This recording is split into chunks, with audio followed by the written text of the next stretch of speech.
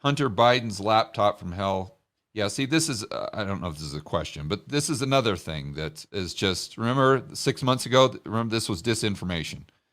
In fact, you would have been booted off of Twitter if you would have said anything about this. And now all of a sudden, according to the New York Times and the New York Post, this is true. And it's just how many times do we need to see this happen? This, what they label disinformation, to be truth 6 months later before we start to just assume that anything that is labeled dis or misinformation is truth to begin with. I mean, they're batting 1,000, right? I don't know. In fact, I mean, you guys can tell me in the comments.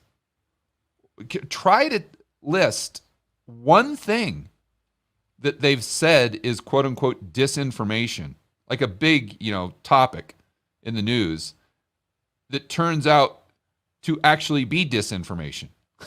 I mean, just one thing. Go all the way back to the cerveza sickness.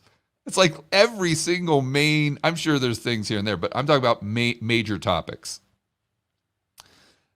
It's like every single one turns out to be true 6 months later.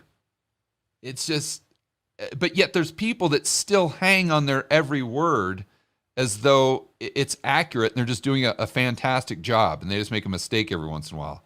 And they apologize for the media. They just make excuses for them instead of just opening their eyes and just acknowledging the fact that they're being lied to, for heaven's sakes. The disinformation and misinformation is just a tool. It's a tactic the media uses to try to hide the truth.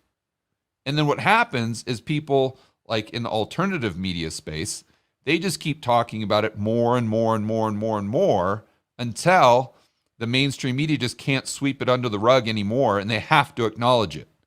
I mean, that's pretty much the cycle we've seen since March of 2020. And it's just, it's staggering that people don't look at the mainstream media through a lens of complete skepticism right now.